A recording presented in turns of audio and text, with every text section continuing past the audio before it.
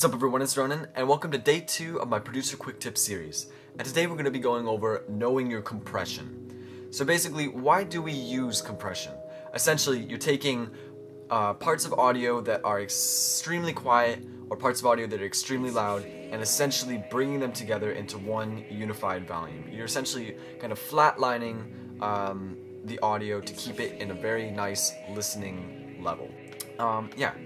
So what I mean by knowing a compression is when to use compression, because a lot of people think you have to put a compressor on everything.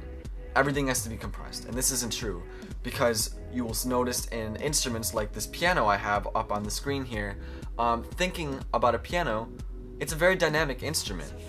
You can play it very softly, you can play it very loudly, there's usually crescendos, decrescendos. A lot of musical things are happening in a piano. It's a very diverse instrument. So, is compression necessarily the best thing on a piano? Maybe not, but you can do it subtly to keep some of the highs from coming in so sharp or some of the lows from being so soft.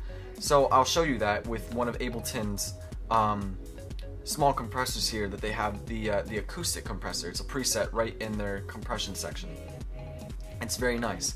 So we're gonna run this piano through this compressor, and you'll hear it keeps everything, just at a nice volume. You can still get some of the dynamic range, but it does a very nice job of just keeping everything kind of smooth and at a nice listening level.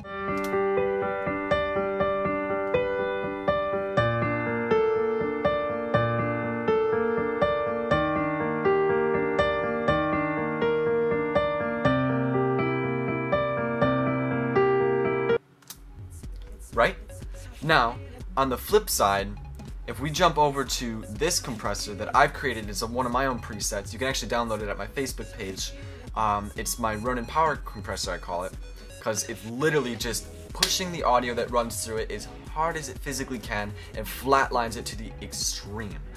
Now, with this kind of a compressor, I'm going to show you on this piano, you may not want to use it on stuff like this, like a piano, any acoustic instruments, things that you want to keep a little bit of a dynamic range, because this is going to force the audio to the max.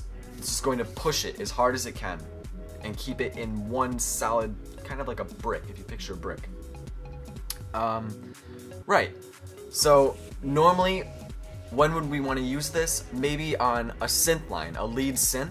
I use it a lot of the times on my lead synths in my productions, because you want that lead synth to cut through the mix, to drive, to be as hard as possible if you're making, for instance, a progressive electro track like what I'm producing. Or maybe on a bass line when you want it just is coming through as hard as you physically can get it to come through.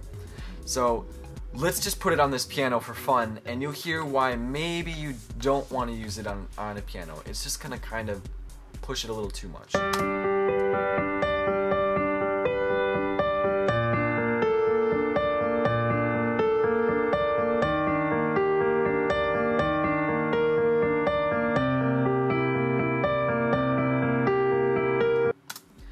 Right? So it's up to you. If you like that sound, if that's what you're going for, you can use any type of compression in a very creative way, or you can use it very purposefully. But essentially, compression, there's some right times for it, there's some wrong times for it. Ultimately, it's up to you. All I'm going to tell you is just know your compression. It's very important in your productions.